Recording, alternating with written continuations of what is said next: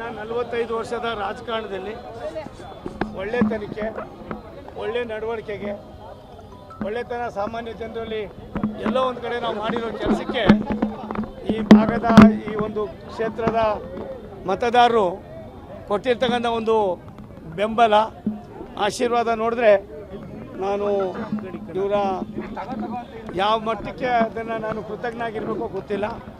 ಅದು ಒಂದು ಸತ್ಯ, 22-23 ದಿನಗಳ ಕಾಲ ಈ ಜಿಲ್ಲೆಯನ್ನು ಸುತ್ತಾಡಿ 8 ವಿಧಾನಸಭಾ ಕ್ಷೇತ್ರಗಳಲ್ಲೂ ಕೂಡ ಒಂದು 2-3-5% ನಾನು ಜನರನ್ನು ಭೇಟಿ ಮಾಡಿರ್ಬೋದು. ಇವತ್ತು ಬಂದಂಥ ಜನಸ್ತೋಮ ಇದು ಸಾಮಾನ್ಯರಿಗೆ ಅಲ್ಲ, ಭಗವಂತನ ದಯೆ. ಭಗವಂತನ ದಯೆ. ನಾನು ಯಾವುದೋ ಕಾಲದಲ್ಲಿ ಮಾಡಿರೋ ಒಂದು ಪೂರ್ವ ಜನ್ಮದ ಪುಣ್ಯ, ನನ್ನ ತಂದೆ ತಾಯಿ ಆಶೀರ್ವಾದ, ಪರಮ ಪೂಜ್ಯ ನಡೆದಾಡುವ ದೇವರು ಡಾಕ್ಟರ್ ಶಿವಕುಮಾರ ಮಹಾಸ್ವಾಮಿಗಳು, ಪರಮ ಪೂಜ್ಯ ಡಾಕ್ಟರ್ ಬಾಲಗಂಗಾಧರನಾಥ ಸ್ವಾಮೀಜಿರವರ ಎಲ್ಲ ಒಂದು ಕಡೆ ಸಂದೇಶ ಸೂಚನೆ ಗೊತ್ತಿಲ್ಲ, ಈ ಮಟ್ಟಕ್ಕೆ ಇವತ್ತು ಕಾರ್ಯಕ್ರಮ ಆಗಿದೆ. ನಾನು ನಿಮಗೂ ಕೂಡ ಆಭಾರಿಯಾಗಿರ್ತೀನಿ. ನಮ್ಮ ನಾಯಕರುಗಳೆಲ್ಲರೂ ಕೂಡ ಬಂದಿದ್ದಾರೆ. ನನಗೆ ಜವಾಬ್ದಾರಿ ಜಾಸ್ತಿ ಆಯಿತು. ಚುನಾವಣೆ ಮುಗಿದ ಮೇಲೆ, ಗೆದ್ದ ಮೇಲೆ ಏನು ಜವಾಬ್ದಾರಿ ನಾನು ಯೋಚನೆ ಮಾಡ್ತಾಯಿದ್ನೋ ಆ ಜವಾಬ್ದಾರಿ ಇವತ್ತು ನನ್ನ ನಾಮಪತ್ರ 3ನೇ ತಾರೀಕೇನು ಸಲ್ಲಿಸಿದ್ದೀನಿ. ನನ್ನ 100 ಪಟ್ಟು ಜವಾಬ್ದಾರಿ ಜಾಸ್ತಿ ಆಗೋದನ್ನು, ಇದೊಂದು ಮುಳ್ಳಿನ ಹಾಸಿಗೆಯನ್ನು ಈ ಭಾಗದ ಜನ ನನಗೆ ಸೃಷ್ಟಿ ಮಾಡಿಕೊಟ್ಟಿದ್ದಾರೆ. ಭಗವಂತನ ದಯೆ ಏನಿದೆ ಗೊತ್ತಿಲ್ಲ.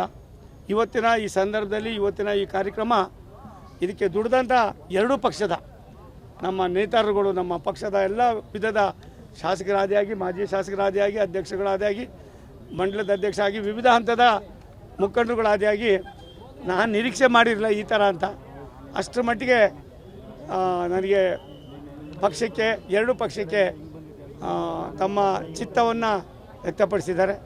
ನಾನು ತಮ್ಮ ಮೂಲಕ ಈ ಭಾಗದ ಮಹಾಜನತೆಗೆ, ವಿಶೇಷವಾಗಿ ದುಡಿದಂಥವ್ರಿಗೆ ನಾನು ಆಭಾರಿಯಾಗಿರ್ತೀನಿ.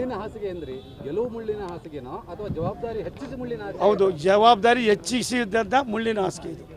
ಜವಾಬ್ದಾರಿ ಎಲ್ಲಪ್ಪ, ಈ ಕೆಲಸ ಕೊಟ್ಟಿದ್ದಾರಲ್ಲ, ನಾನು ಎಷ್ಟು 24x7 ದುಡಿದ್ರೂ ಕೂಡ ಸಾಲದು ಅಂಥ ಒಂದು ಜವಾಬ್ದಾರಿಯನ್ನು, ಅಂಥ ಒಂದು ಸಂದೇಶವನ್ನು ಇವತ್ತಿನ ಜನತೆ, ಮಹಾಜನತೆ ಕೊಟ್ಟಿದ್ದಾರೆ. ಜೆಡಿಎಸ್ ಬಿಜೆಪಿ ಮೈತ್ರಿ ಇದ್ರೂ ಕೂಡ ಒಕ್ಕಲಿಗರು ಅನ್ನೋ ಕಾರಣಕ್ಕೆ ಜೆಡಿಎಸ್ನ ಒಕ್ಕಲಿಗರ ಮತಗಳು ಕಾಂಗ್ರೆಸ್ ಕಡೆ ಹೋಗ್ಬೋದು, ಅಂದರೆ ಒಕ್ಕಲಿಗ ಅಭ್ಯರ್ಥಿ ಇದ್ದಾರೆ ನೋಡಪ್ಪ.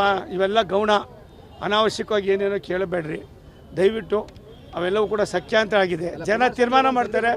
ಕುಮಾರಸ್ವಾಮಿಯವರು ಅವ್ರದ್ದೇ ಆದಂಥ ಅನುಭವ, ರಾಜ್ಯದ ಮಾಜಿ ಮುಖ್ಯಮಂತ್ರಿಗಳು, ಅವ್ರದ್ದೇ ಆದಂಥ ಅನುಭವ ಇದೆ. ಆದ್ದರಿಂದ ಆನೆ ಬಲ ಬಂದಿದೆ. ಅನುಕ್ಷಣದ ಸುದ್ದಿಗಳಿಗಾಗಿ ವಿಸ್ತಾರ ನ್ಯೂಸ್ ಯೂಟ್ಯೂಬ್ ಚಾನೆಲ್ ಸಬ್ಸ್ಕ್ರೈಬ್ ಮಾಡಿ. ಹೊಸ ಸುದ್ದಿಗಳ ನೋಟಿಫಿಕೇಶನ್ಗಾಗಿ ಬೆಲ್ ಐಕಾನ್ ಕ್ಲಿಕ್ ಮಾಡಿ. ಲೇಟೆಸ್ಟ್ ಅಪ್ಡೇಟ್ಸ್ಗಾಗಿ www.vistaranews.com ವೆಬ್ಸೈಟ್ಗೆ ವಿಸಿಟ್ ಮಾಡಿ.